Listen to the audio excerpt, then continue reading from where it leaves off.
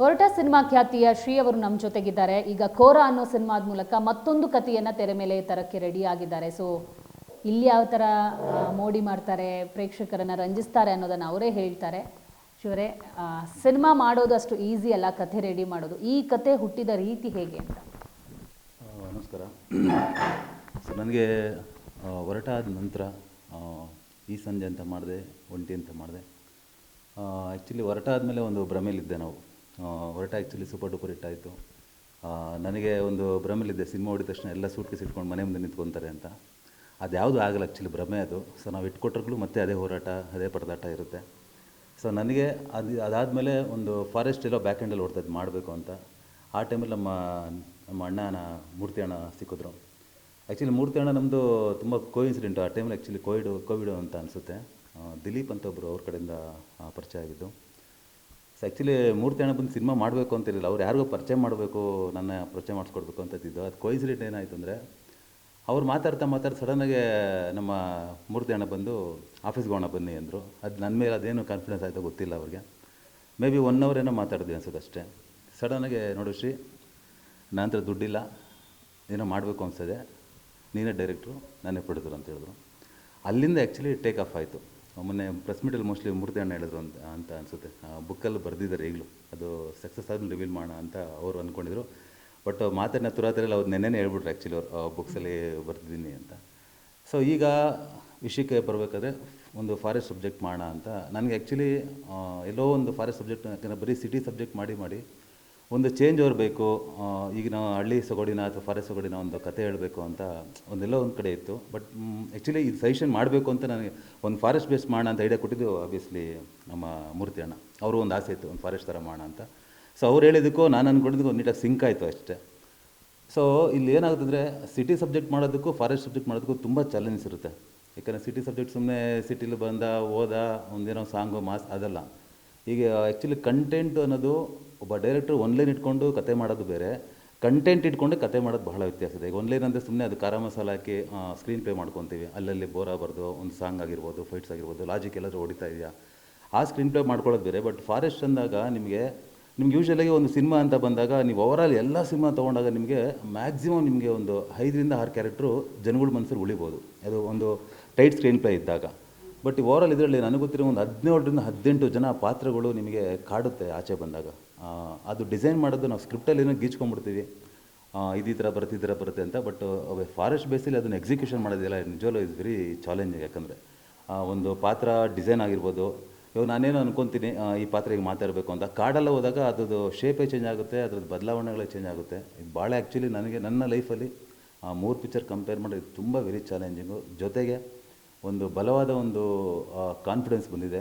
ಎಲ್ಲೋ actually ನಾನು screen play ಮಾಡ್ಬೇಕಾದ್ರೆ ಯಾವಾಗಲೂ ಕೂಡ ಒಂದು ಕಮರ್ಷಿಯಲಾಗಿ ಒಂದ್ಸಲಿ ನಮ್ಮ ಡಿಸ್ಟ್ರಿಬ್ಯೂಟರ್ಗಳು ಹೇಳ್ತಾ ಇರ್ತಾರೆ, ಒಂದ್ಸಲಿ ನಾನು ಯಾರು ಡಿಸ್ಟ್ರಿಬ್ಯೂಟರ್ಗೂ ನಾನು ಅವಮಾನ ಮಾಡ್ತಾಯಿಲ್ಲ, ನಾವು ಸಿನಿಮಾ ಮಾಡಿರ್ತೀವಿ, ಅಲ್ಲಿ ಸಿನಿಮಾ ನೋಡಿದ್ಮೇಲೆ ಶ್ರೀ ಇಲ್ಲೊಂದು ಫೈಟ್ ಬೇಕು, ಶ್ರೀ ಇಲ್ಲೊಂದು ಸಾಂಗ್ ಇರೋ ಚೆನ್ನಾಗಿರೋದು ಅಂತಾರೆ. ಆ್ಯಕ್ಚುಲಿ ನಾವು ಡೈರೆಕ್ಟರ್ ಇವ್ರು ಯಾಕೆ ಹೇಳ್ತಾರೆ ಅನ್ನೋದು ಆ್ಯಕ್ಚುಲಿ ಕೋಪ ಬರುತ್ತೆ. ಬಟ್ ಲಾಜಿಕಲಿ ಯೋಚನೆ ಮಾಡಿದ್ರೆ ಅವ್ರು ಕಮರ್ಷಿಯಲ್ ಯೋಚನೆ ಮಾಡೋದು ಸರಿಯೇ. ಸೊ ಇದೆಲ್ಲ ಒಳಗೊಂಡು ನಾವೇನು ಮಾಡ್ತೀವಿ, ಆ ಸ್ಕ್ರೀನ್ ಪ್ಲೇ ಫೈಟ್ ಸುಮ್ಮನೆ ಹ್ಯಾಡ್ ಮಾಡೋದು ದೊಡ್ಡ ವಿಷಯ ಅಲ್ಲ. ಇಂಡಿಯನ್ಸ್ ಎಲ್ಲರೂ ಎಮೋಷನ್ಸ್ ಭಾಳ ಇಷ್ಟಪಡ್ತಾರೆ. ಸುಮ್ಮನೆ 4 ಡೈಲಾಗ್ ಹೊಡೆದ್ಬಿಟ್ಟು 20 ಜನನ ಎಗರಿಸ್ಬಿಟ್ರೆ ಅದು ಫೈಟ್ ಅಲ್ಲ. ಆ್ಯಕ್ಚುಲಿ ಎಮೋಷನ್ಸ್ ಇರಬೇಕು.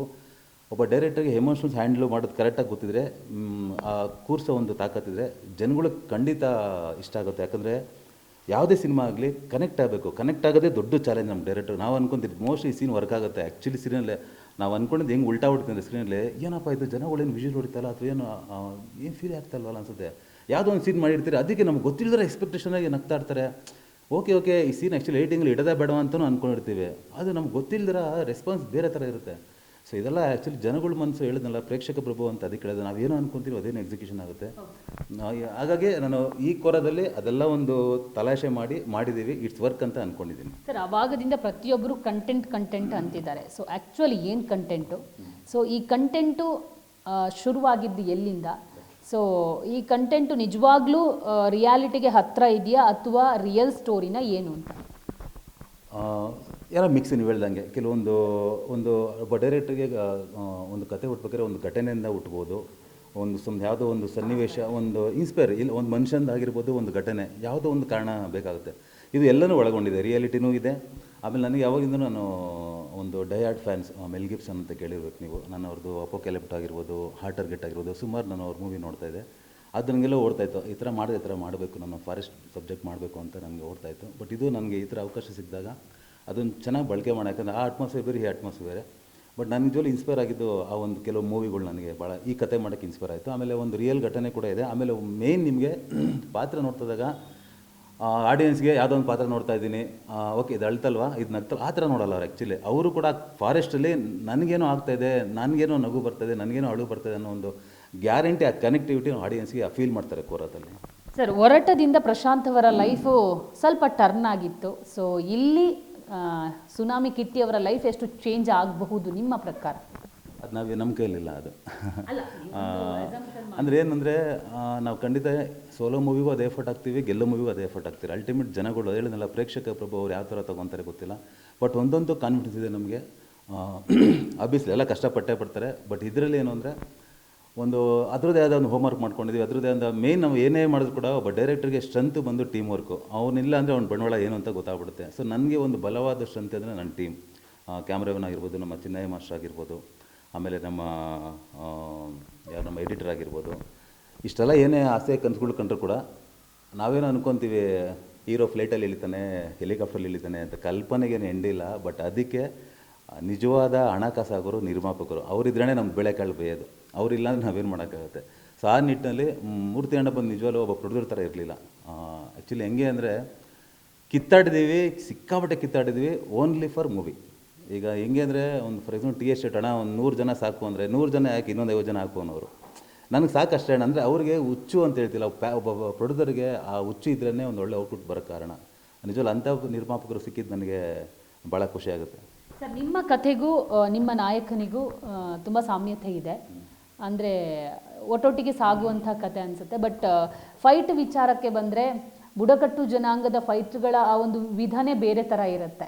ಸೊ ಇಲ್ಲಿ ಬಳಸಿರುವಂಥ ಒಂದು ಟೆಕ್ನಿಕಲ್ ವಿಚಾರದಲ್ಲಿ ಯಾವ ಥರ ಚೇಂಜಸ್ ಮಾಡ್ಕೊಂಡಿದ್ದೀರಾ, ಅಥವಾ ಫೈಟ್ ವಿಚಾರಕ್ಕೆ ಬಂದರೆ ಯಾವ ಥರ ಫೈಟನ್ನು ಎಕ್ಸ್ಪೆಕ್ಟ್ ಮಾಡ್ಬೋದು ಪ್ರೇಕ್ಷಕರು ಅಂತ? ಖಂಡಿತ ನಾವು ಬುಡಕಟ್ಟು ಜನಾಂಗ ಮಾಡಿದ್ದೆ ಒಂದು ಹೈ ಎಮೋಷನ್ಸ್ ಅಂತ. ನೀವು ಹೈ ಎಮೋಷನ್ಸ್ ಇದ್ದಾಗ ನಾವು ಆ ತಕ್ಕನಾಗಿ ಆ ಟೆಂಪೋ ಮ್ಯಾಚ್ ಮಾಡೋಕ್ಕಾದ್ರೆ ಹೈ ಎಮೋಷನ್ಸ್ ಫೈಟು ಇರಬೇಕಾಗುತ್ತೆ.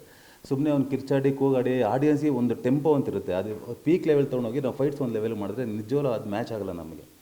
ಹಾಗಾಗಿ ಆಟೋಮೆಟಿಕ್ ನಮ್ಮ ಫೈಟ್ಸ್ ನಮಗೆ ಹೈಲೈಟ್ ಆಗಲೇಬೇಕಾಯ್ತು. ಹೇಳಿದ್ನಲ್ಲ, ಫೈಟ್ಸ್ಗೋಸ್ಕರ ಕತೆ ಮಾಡಿಲ್ಲ, ಕಥೆಯಲ್ಲಿ ಒಂದು ಒನ್ ಆಫ್ ದಿ ಪಾರ್ಟ್ ಅಷ್ಟೇ. ನಾವು ಸುಮ್ಮನೆ ಒಂದು ಯಾವುದೋ ಒಂದು ಹೇಳಿದ್ನಲ್ಲ ಡೈಲಾಗ್ ಹೊಡೆದ್ಬಿಟ್ಟು ಫೈಟ್ ಅಲ್ಲ, ಆ ಕಥೆಯಲ್ಲಿ ನಮಗೆ ಆ ರೂಪ ಅದಾಗೆ ಏನಾಗಿದೆ, ಅದು ಒಂಥರ ಗಂಡೆಂಟಿ ಥರ ಸೇರ್ಕೊಂಡ್ಬಿಟ್ಟಿದೆ. ಫೈಟ್ ಬೇಕು, ಎಸ್ ರಿಕ್ವೈರ್ಮೆಂಟ್. ಈಗ ಕೆಲವ್ರು ಏನು ಮಾಡ್ತೇವೆ ಅಂದರೆ ಸುಮಾರು ಸಿನಿಮಾದಲ್ಲಿ ಆಡಿಯನ್ಸ್ಗೆ ಒಂದು ಪೀಕ್ ತೊಗೊಂಡೋಗ್ತೀವಿ, ಇಲ್ಲ ಒಡಿ ಒಡಿ ಒಡಿ, ಆ ಒಡಿಯನ್ನು ಪೀಕ್ ತೊಗೊಂಡ್ರೆ ನಾವಲ್ಲಿ ಗೆದ್ವಿ ಅಂತ. ಸುಮ್ಮನೆ ಯಾರೋ ಒಂದು 2 ಡೈಲಾಗ್ ಹೊಡೆದ ಒಡಿ ಆಡಿಯನ್ಸ್ಗೆ ಎಷ್ಟು ಖರ್ಚು ಮಾಡಿದ್ರು ಅದು ಕನೆಕ್ಟ್ ಆಗಲ್ಲ. ಸೊ ಎಮೋಷನ್ಸಿಗೆ ಕನೆಕ್ಟ್ ಮಾಡಿದ್ದೀವಿ, ಇಟ್ಸ್ ವರ್ಕ್ ಅಂತ ಅಂದ್ಕೊಂಡಿದ್ದೀನಿ ನಾನು. ಸರ್, ಈಗ ಫಾರೆಸ್ಟಲ್ಲಿ ಸಿನಿಮಾ ಶೂಟಿಂಗ್ ಮಾಡಿರೋದ್ರಿಂದ ಪರ್ಮಿಷನ್ ವಿಚಾರದಲ್ಲಿ ಏನಾದರೂ ಸಮಸ್ಯೆ ಆಗಿತ್ತಾ, ಅಥವಾ ಅದಕ್ಕೆ ಓಡಾಡಿರೋದು, ಅಥವಾ ಅಲ್ಲಿ ಏನಾದರೂ ಸಮಸ್ಯೆಗಳಾಗಿರೋದು, ಇಂಥದ್ದೇನಾದರೂ ಆಗಿತ್ತಾ? ಇಲ್ಲ, ಖಂಡಿತ ಫಾರೆಸ್ಟ್ ಅಂದರೆ ನಮಗೆ ಸಮಸ್ಯೆಗಳಾಗುತ್ತೆ. ಯಾಕಂದರೆ ನಿಮಗೆ ಪರ್ಮಿಷನ್ ತೊಗೊಬೇಕಾದ್ರೆ ಭಾಳ, ಯಾಕಂದರೆ ಒಂದು ಇಷ್ಟು ಮೀಟ್ರಿಂದ ಶೂಟಿಂಗ್ ಮಾಡಬಾರ್ದು, ಪ್ರಾಣಿಗಳು ಸೌಂಡು, ಆಮೇಲೆ ಸಾಕಷ್ಟು ಈಗ ಸಿಟಿ ಸಬ್ಜೆಕ್ಟ್ಗೂ ಫಾರೆಸ್ಟ್ ಸಬ್ಜೆಕ್ಟ್ಗೂ ಪರ್ಮಿಷನ್ ತೊಗೊಳ್ಳೋದು ಬಹಳ ಕಷ್ಟ ಇದೆ. ಥ್ಯಾಂಕ್ ಏನಂದರೆ ನಮ್ಮ ಮೂರ್ತಿ ಅಣ್ಣಂಗೆ ಒಂದು ಸಂಘಟನೆ ಮಾಡಿ ಒಂದಷ್ಟು ಜನಗಳನ್ನ ಸಂಪಾದನೆ ಮಾಡಿದ್ದಾರೆ ಪ್ರೀತಿ ವಿಶ್ವಾಸದಿಂದ. ಹಾಗಾಗಿ ನಮಗೆ ಫಾರೆಸ್ಟು ಕೆಲವು ಅವ್ರ ಫ್ರೆಂಡ್ಸ್ ಮುಖಾಂತರ ಕೆಲವೊಂದು ಪ್ರೈವೇಟ್ ಜಾಗ ಅಂತಿರುತ್ತೆ ಫಾರೆಸ್ಟು, ಅದರಲ್ಲೂ ಕೂಡ ನಮಗೆ ಯಾರಾಗಲಿ ಫಾರೆಸ್ಟ್ ಸುಡಬೇಕು, ಯಾಕಂದ್ರೆ ನಾವು ಒಂದು ದೊಡ್ಡ ಸೆಟ್ ಹಾಕಿದ್ದೀವಿ. ಒಂದು ಸಮ್ ಪೋರ್ಷನ್ಸಲ್ಲಿ ಇಡೀ ಸೆಟ್ ಸುಟ್ಟಾಕ್ಬಿಡ್ತೀವಿ. ಮನುಷ್ಯ ಸುಟ್ಟಾಕ್ಬಿಟ್ಟು ಒಂದು ಕ್ಯಾರೆಕ್ಟರ್ ಇದೆ, ತುಂಬ ಭಯಾನಕ ಕ್ಯಾರೆಕ್ಟರ್ ಅದು. ಕಾರ್ಡ್ ಸುಟ್ಟಾಕೋದು ಇಟ್ಸ್ ನಾಟ್ ಎ ಸಿಂಪಲ್ ಅಲ್ವಾ. ಹೇಳಿದ್ನಲ್ಲ, ಏನೇ ಆದರೂ ನಮ್ಮ ಮೂರ್ತಿ ಅಣ್ಣ ಒಂದು ಸ್ನೇಹತ್ವ, ಆ ವಿಶ್ವಾಸ ಉಳಿಸ್ಕೊಂಡಿರೋದ್ರಿಂದ ಕೆಲವೊಂದು ಪೋರ್ಷನ್ ಕಾರ್ಡ್ಗಳು ಸಿಕ್ತು ನಮಗೆ, ಶೂಟ್ ಮಾಡೋಕ್ಕೆ ಈಸಿ ಆಯಿತು ನಮಗೆ. ಸರ್, ಫಾರೆಸ್ಟ್ ಅಂದರೆ ನೈಟ್ ಶೂಟ್ಗಳು ಜಾಸ್ತಿ ಇರುತ್ತೆ ಅಂತ ಅಂದ್ಕೊತೀನಿ. ಸೊ ಡಾರ್ಕ್ ಶೇಡಲ್ಲೇ ಸಿನಿಮಾ ಸಾಗುತ್ತಾ ಹೇಗೆ? ಇಲ್ಲ, ಇದು ಡಾರ್ಕ್ ಅನ್ನೋದಕ್ಕಿಂತ ಒಂದು ಒಂದು ಮಿಕ್ಸ್ ಒಳಗೊಂಡಿದೆ ನಿಮಗೆ ಎಂಟರ್ಟೈನ್ಮೆಂಟ್. ಈಗ ಡಾರ್ಕ್ ಮೂಡ್ ಅಂತ ಖಂಡಿತ ಹೋಗಲ್ಲ. ನೀವು ಬೇರೆ ಯಾವುದೋ ಎಕ್ಸಾಂಪಲ್ ಕೊಡ್ತಾ ಗೊತ್ತಿಲ್ಲ, ಖಂಡಿತ ಡಾರ್ಕ್ ಮೂಡಲ್ಲಿ ಮಾಡೋ ಡೈರೆಕ್ಟರ್ ನಾನಲ್ಲ. ಆ ಕತೆಗೆ ಏನು ಬೇಕೋ ನೈಟ್ ಎಫೆಕ್ಟ್ ಆ ಮೂಡ್ ತೊಗೊತೀವಿ, ಡೇ ಎಫೆಕ್ಟ್ ಆ ಮೂಡ್ ತೊಗೊತೀವಿ.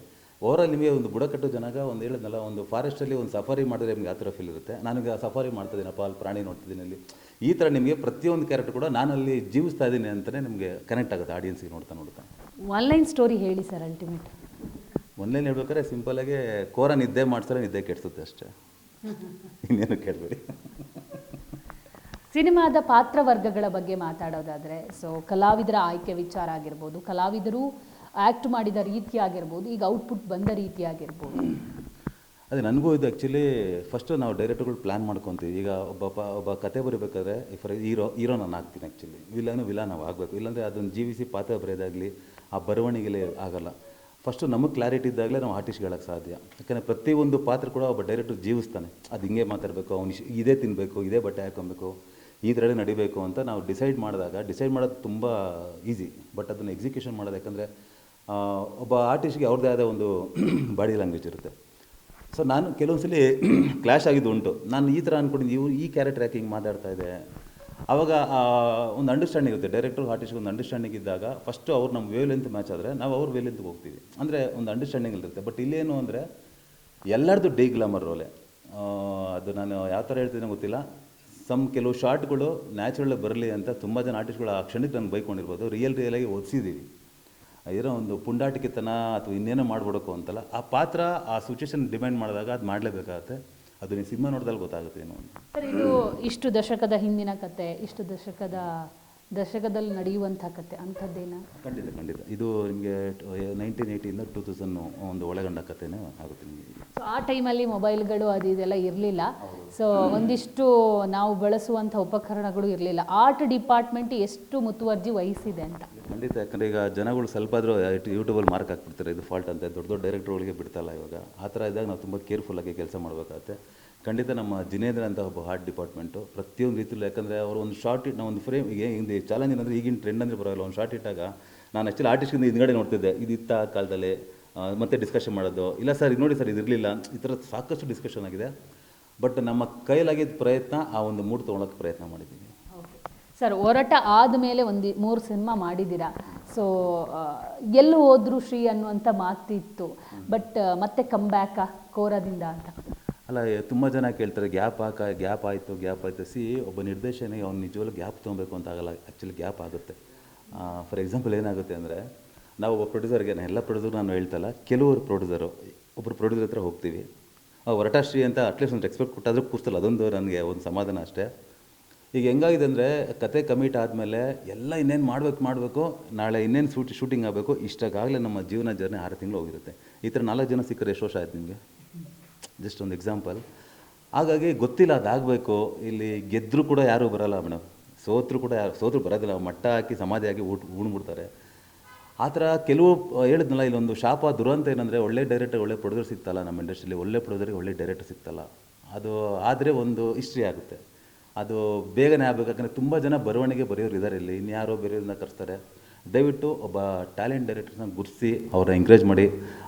ಖಂಡಿತ ಇಂಡಸ್ಟ್ರಿ ಸ್ವಲ್ಪ ಮೇಲಾಗುತ್ತೆ. ರೈಟರ್ಸ್ ಇಲ್ಲ ಅಂತ ಎಲ್ಲ ನೋಡೋರು ನಮ್ಮ ರೈಟರ್ಸ್ ಎಲ್ಲ ತೆಲುಗಿನ ಮಣ್ಣಂಗಟ್ಟಿ ಏನಿಲ್ಲ ಮೇಡಮ್. ಇಲ್ಲಿ ತುಂಬ ಜನ ರೈಟರ್ಸ್ ಇದ್ದಾರೆ. ಊಟಕ್ಕಿಲ್ದರೆ ತುಂಬ ಜನ, ಅವ್ರಿಗೆಲ್ಲ ಒಂದು 5 ರೂಪಾಯಿ ಕೊಟ್ಟರೆ ಅವರು ದುಡ್ಡಿನ ಬಗ್ಗೆ ನಾನು ಕಂಡಮ್ ಮಾಡ್ತಲ್ಲ ಅಥವಾ ಇದು ಮಾಡ್ತಲ್ಲ, ಆ ಲೆವೆಲ್ ಇದ್ದಾರೆ ತುಂಬ ಜನ. ಅವ್ರಿಗೆ ಒಂದು ಹಸಿವು ಇದೆ. ಹಸಿವನ್ನ ಯಾರು ಗುರ್ಸ್ಬಿಟ್ಟು ಪ್ರೋತ್ಸಾಹ ಮಾಡೋ ಜನ ತುಂಬ ಕಮ್ಮಿ ಇದ್ದಾರೆ. ದಯವಿಟ್ಟು ರೈಟ್ರುಗಳನ್ನ ಬೆಳೆಸಿ. ರೈಟರ್ಸ್ ಬೆಳೆಸಿದ್ರೆ ಆಟೋಮೆಟಿಕ್ ಡೈರೆಕ್ಟರ್ಗಳು ಬೆಳೀತಾರೆ. ಈಗ ಏನಾಗಿದೆ ಅಂದರೆ, ನಾನು ಸೇರಿ ಹೇಳ್ತಾ ಇರೋದು, ನಾನೇ ಕತೆ, ನಾನೇ ಚಿತ್ರಕಥೆ, ನಾನೇ ಸ್ಕ್ರೀನ್ ಪ್ಲೇ, ಅದಲ್ಲ. ನಿಮ್ಗೆ ಹಳೆ ಕಾಲದಿಂದ ರಾಜ್ಕುಮಾರ್ ಅಣ್ಣವ್ರ ಕಾಲದಿಂದ ತೊಗೊಂಡ್ರು ಕೂಡ ಅಲ್ಲಿ ಪ್ರೊಫೆಷನಲ್ ಇದ್ದರು. ತುಂಬ ಎಜುಕೇಟೆಡ್ಸ್ಗಳಿದ್ರು ಅವಾಗ.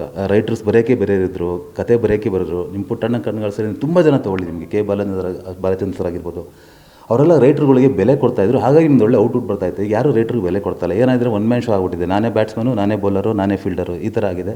ಈ ಸ್ವಲ್ಪ ದುರಂತ ಅಂತ ನನ್ನ ಭಾವನೆ. ಇಷ್ಟೆಲ್ಲ ಮಾತಾಡಿದ ಮೇಲೆ ನನಗನ್ಸಿದ್ದು, ಸಾಕಷ್ಟು ಅವಮಾನಗಳು ಅಥವಾ ಸಾಕಷ್ಟು ನೋವುಗಳನ್ನು ಒಳಗಡೆ ನುಂಗ್ಕೊಂಡು ಹೊರಟ ಶ್ರೀಯವರು ಇಲ್ಲಿ ತನಕ ಇದ್ದಾರೆ. ಅದು ವರ್ಕ್ ಆಗಲ್ಲ ಮೇಡಮ್. ಇಲ್ಲಿ ನಾನು ಒಬ್ಬನೆಲ್ಲ ಎಲ್ಲರೂ ನೋವು ತಂದಿರ್ತಾರೆ. ನಾನೇನು ದೊಡ್ಡದಾಗೇನೋ ಕಷ್ಟ ಅನಿಸ್ಬಿಟ್ಟೆ. ಆ್ಯಕ್ಚುಲಿ ಡೈರೆಕ್ಟರ್ ಅದು ಮ್ಯಾಂಡೇಟ್ರಿ. ಒಬ್ಬ ಡೈರೆಕ್ಟರ್ ಅದನ್ನು ಎಲ್ಲ ನೋವುಗಳನ್ನು ಅನುಭವಿಸ್ತಾನೆ. ಅದು ಮ್ಯಾಂಡೇಟ್ರಿ. ಒಂದೇನೋ ಹೇಳ್ತಾರಲ್ಲ, ಅದು ಫಿಕ್ಸ್ ಇದು, ನೀನು ಮಾಡಲೇಬೇಕು. ಬಟ್ ಅದಲ್ಲ ಮೇಡಮ್. ನಾವೇನೇ ಮಾತಾಡಿದ್ರು, ಇಲ್ಲ ಕೋರ ಹಿಂದೆ ಕೂತಿದ್ದೀನಿ, ನಾನು ಹಂಗೆ ಮಾಡಿಬಿಟ್ಟಿದ್ದೀನಿ, ಅದಲ್ಲ ಮೇಡಮ್. ಆ್ಯಕ್ಚುಲಿ ಜನಗಳು ಏನು ಹೇಳ್ತಾರೆ, ತುಂಬ ಜನ ನೋಡ್ತಾ ಇದ್ದೀನಿ, ಸಿನಿಮಾ ಸಕ್ಕತ್ತಾಗಿ ಮಾಡಿದ್ರು, ಜನಗಳು ಯಾಕೆ ತೊಗೊಂಡಿಲ್ಲ. ಅಲ್ಲ, ಸಿನಿಮಾ ಹೋಗಿಲ್ಲ ಅಂದರೆ ನಿನ್ನಲ್ಲೇನೋ ಸಮಸ್ಯೆ ಇದೆ, ನಿಮ್ಮ ಟೀಮಲ್ಲಿ ಏನೋ ಸಮಸ್ಯೆ ಇದೆ, ಅದು ಒಪ್ಕೊಳ್ಳೋಕೆ ನಾನು ರೆಡಿ ಇದ್ದೀನಿ ಮ್ಯಾಮ್. ಸೊ ಈ ನಿಟ್ಟಲ್ಲಿ ಜನ ಖಂಡಿತ ತೊಗೊತಾರೆ ಅಂತ ನಾನು ನಂಬಿದ್ದೀನಿ ಅಷ್ಟೇ. Thank you sir.